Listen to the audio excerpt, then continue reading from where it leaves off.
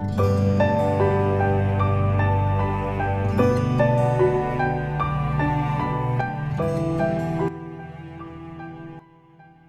you also want a good commerce teacher? Do you want to be an expert in all subjects of commerce? If yes, then your search ends here. DV Commerce Classes has a best teaching experience. Download our apps from Play Store and get started learning with us. For more details, call us on 9122397597 or visit our website. Thank you. हाय, आज हम लोग income और expenditure account के बारे में देखेंगे। पिछला class में हम लोगों ने receipt and payment account complete कर लिए थे। आ जाइए अब हम लोग देखते हैं इनकम और एक्सपेंडिचर अकाउंट क्या होता है। इनकम और एक्सपेंडिचर अकाउंट जो होता है वह आपका प्रॉफिट एंड लॉस अकाउंट, जो कि क्लास 11th के फाइनल अकाउंट में आपने पढ़ा था। तो क्लास 11th का जो फाइनल अकाउंट में प्रॉफिट एंड लॉस पढ़े थे उसका समरी होता है। ये याद रखिएगा, income and expenditure account is a summary of profit and loss account. ठीक है, उसके बाद फिर आगे बढ़ते हैं तो ये ठीक लगभग प्रॉफिट एंड लॉस अकाउंट के जैसा होता है। पहला हमने क्या देखा, यह जो होता है प्रॉफिट एंड लॉस अकाउंट का समरी होता है।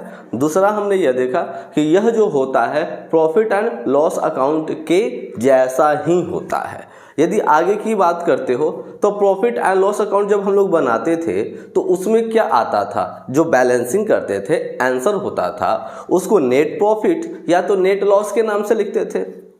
बट यहाँ पर जो ये जो ऑर्गेनाइजेशन है एनपीओ, वह कोई तो प्रॉफिट मोटिव इसका है नहीं, तो ये प्रॉफिट नहीं लिखता है। प्रॉफिट के स्थान पे ये सरप्लस लिखता है। प्रॉफिट के स्थान पर यह क्या लिखता है, सरप्लस। और जो नेट लॉस होता है उसके स्थान पर डेफिसिट क्या लिखता है, डेफिसिट लिखता है। आई बात सभी को समझ में। यह प्रॉफिट एंड लॉस अकाउंट के जैसा ही होता है, लेकिन इसका जो बैलेंसिंग किया जाता है वह या तो सरप्लस या तो डेफिसिट के नाम से किया जाता है। और ये वाला जो लाइन है बहुत इंपॉर्टेंट होता है और बहुत बार बोर्ड के एग्जाम में पूछे भी गए हैं। आगे फिर बात करते हैं तो यह जो होता है यह income and expenditure account nominal account होता है। अब यह नॉमिनल अकाउंट कैसे होता है इसके बारे में देख लेते हैं। नॉमिनल अकाउंट के अंदर हम लोग क्या लिखते हैं, तो जितने भी इनकम जितने भी एक्सपेंस होते हैं वो सभी को हम लोग नॉमिनल अकाउंट के अंदर लिखते हैं, है ना।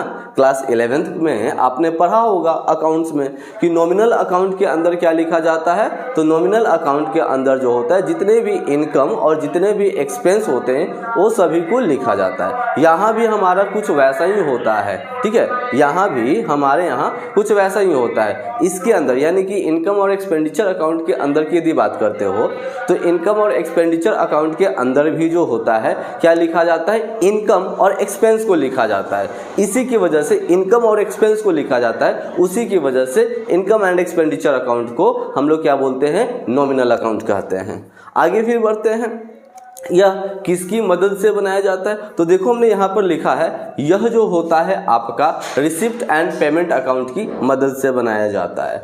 आई बात समझ में। Income and expenditure account is prepared with the help of receipt and payment account. यह जो होता है रिसिप्ट एंड पेमेंट अकाउंट की मदद से बनाया जाता है। अब यह कब बनाया जाता है, तो ये भी साल के अंत में। अब देखो प्रीवियस क्लास में मैंने बतलाया था कि ये जो साल के अंत में अकाउंटिंग ईयर के अंत में बनाया जाता है। तो अकाउंटिंग ईयर दो प्रकार का आप लोगों को पढ़ना है, एक कैलेंडर ईयर जिसका लास्ट होगा 31 दिसंबर और दूसरा होगा फाइनेंशियल ईयर जिसका लास्ट होगा 31 मार्च।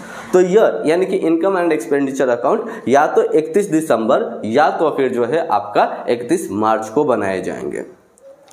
इसके अंदर भी दो साइड होते हैं, इसके अंदर भी दो साइड होता है। डेबिट वाले साइड जो होता है ना, डेबिट वाले साइड को एक्सपेंडिचर साइड कहते हैं। बहुत सारे बच्चे यहाँ पर गलती कर देते हैं।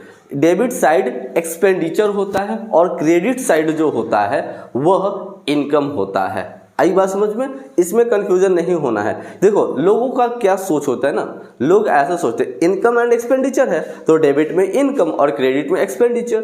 नहीं, यह गलत तरीका है। सही तरीका क्या होता है, डेबिट में एक्सपेंसेस और क्रेडिट में इनकम। ठीक है, तो ऐसे लिखा जाता है, डेबिट में एक्सपेंस और क्रेडिट में इनकम लिखा जाता है। इसके बाद आते हैं तो देखो हमने कल की क्लास में मैंने बतलाया था कि जितने भी ट्रांजैक्शन होते हैं वह दो नेचर का, एक रेवेन्यू नेचर और एक कैपिटल नेचर। तो इसके अंदर सिर्फ और सिर्फ रेवेन्यू नेचर के ट्रांजैक्शन लिखे जाते हैं। इसके अंदर सिर्फ और सिर्फ रेवेन्यू नेचर के ट्रांजैक्शन लिखे जाते हैं। जबकि रिसिप्ट एंड पेमेंट अकाउंट कौन सा ट्रांजैक्शंस को लिखता है, तो रिसिप्ट एंड पेमेंट अकाउंट आपका जो है कैपिटल नेचर का भी ट्रांजैक्शंस को लिखता है, रेवेन्यू नेचर्स के भी ट्रांजैक्शंस को लिखता है। लेकिन इनकम एंड एक्सपेंडिचर अकाउंट सिर्फ और सिर्फ रेवेन्यू नेचर का ट्रांजैक्शंस को लिखता है। अब यह रेवेन्यू नेचर्स क्या होता है, एक बार फिर से सुन लेते हैं। वह लेन देन, वह ट्रांजैक्शन जो एक साल में बार बार किया जाएगा, वो सारे लेन देन को हम लोग क्या बोलते हैं, रेवेन्यू नेचर का ट्रांजैक्शन कहते हैं। इसके आगे फिर बात करते हैं तो हमने ये पॉइंट तो आपको बतला दिया कि इसके अंदर सरप्लस या तो फिर डेफिसिट दिखलाया जाता है।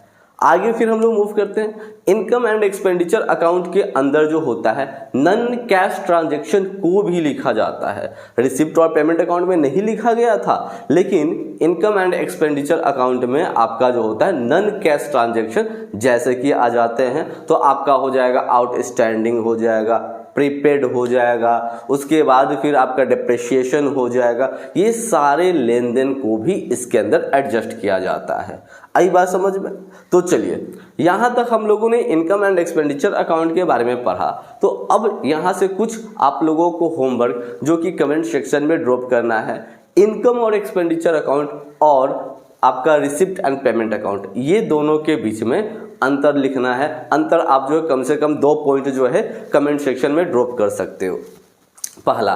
दूसरा सवाल आपके लिए है इनकम और एक्सपेंडिचर अकाउंट, जो कि अभी आपको मैंने बतलाया, और क्लास 11th में आपने पढ़ा था प्रॉफिट एंड लॉस अकाउंट। तो ये दोनों के बीच में क्या अंतर होता है, ये दोनों का बीच का अंतर आपको 2 पॉइंट जो है डिफरेंस जो है आपको कमेंट सेक्शन में ड्रॉप करना है।